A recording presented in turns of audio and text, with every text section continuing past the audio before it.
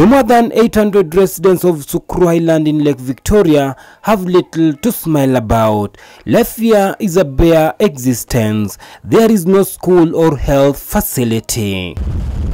Fishermen settled on this island 6 decades ago, and they have been living here with their family members.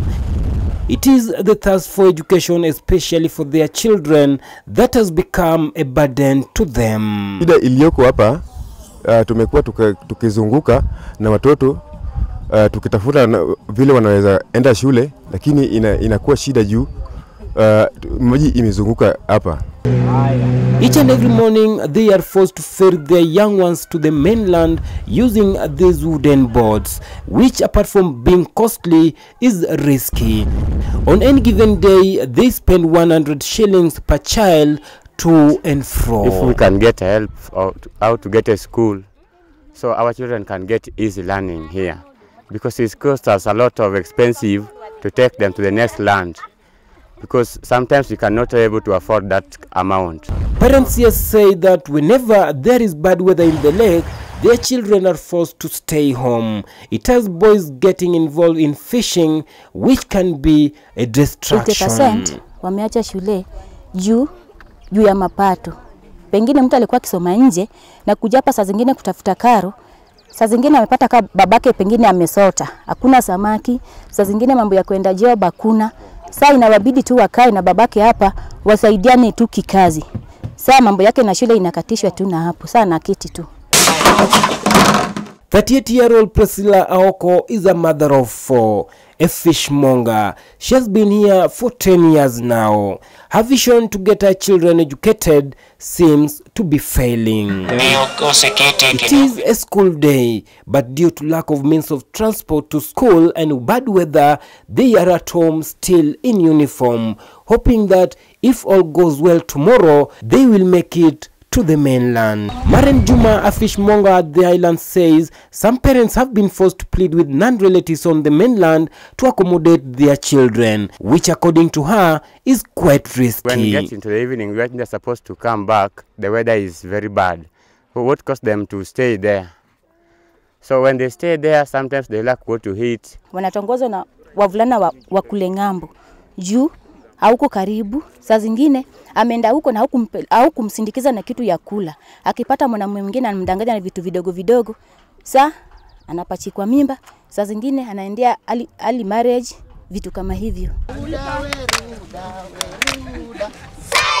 Residents on the island decided to start a nursery school, with some of the young women fishmongers acting as teachers at the nursery.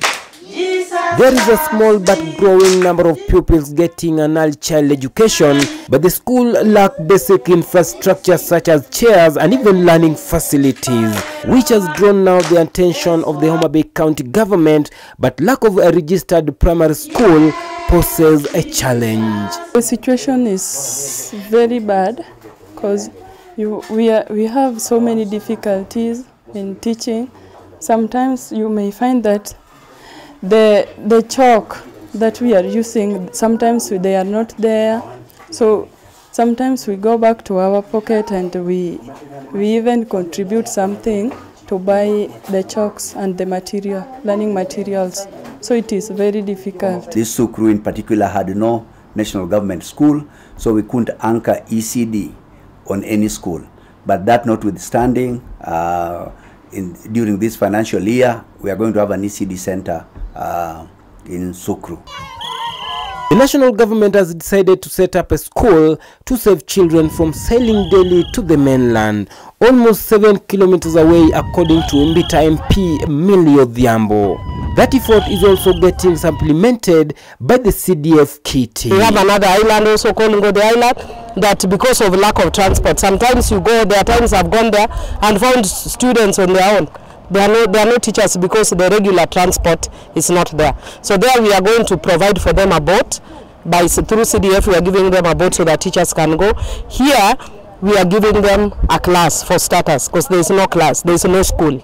in essence. The county government of Homa Bay will put up a modern ECD center with 2 teachers and will also provide a feeding program. 2.5 million shillings will go into the construction. We are going to put 1 ECD classroom, which will cost around 2.5 million shillings. And then we are going to also furnish it, put some chairs for the children, put some learning materials for the children. And beside that, we are also going to appeal. We are also going to employ an ECD teacher who is already supporting that institution coming from that island.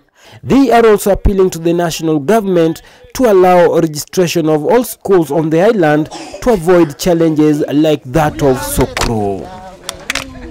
Bernardo Juang, NTV, Sukru Island in the county of Homa Bay.